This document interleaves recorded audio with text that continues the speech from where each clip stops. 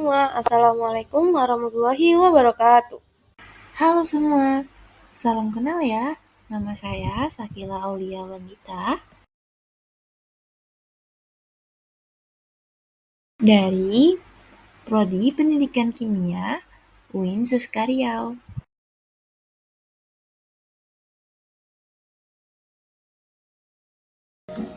Ada yang tahu kita akan membahas materi apa sekarang?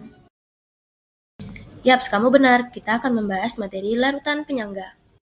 Sebelum masuknya materi larutan penyangga, ada yang tahu apa itu larutan?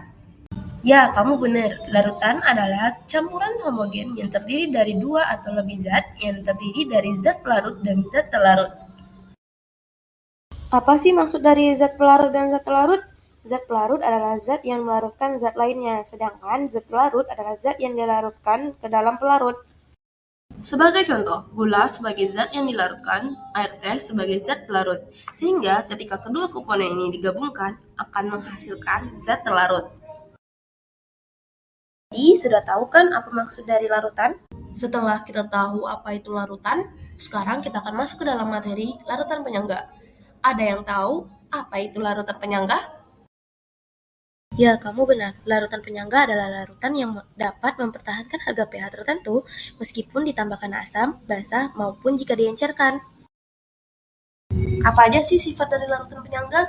Yaitu, ia dapat mempertahankan harga pH meskipun sudah ditambahkan larutan asam maupun basa. Apa aja sih komponen dari larutan penyangga itu?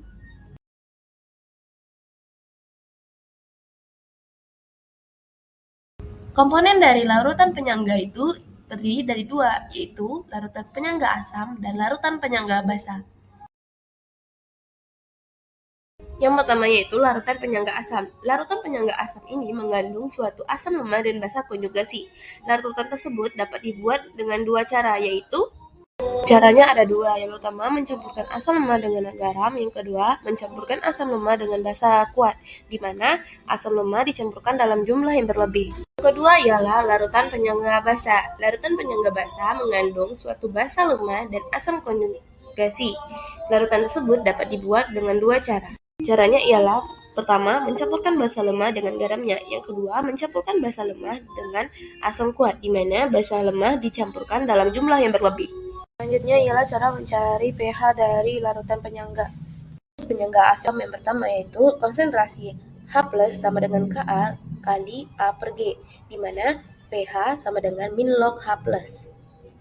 Rumus larutan penyangga basa, di mana OH- sama dengan Kb kali B per G, di mana POH- sama dengan min log kali OH-.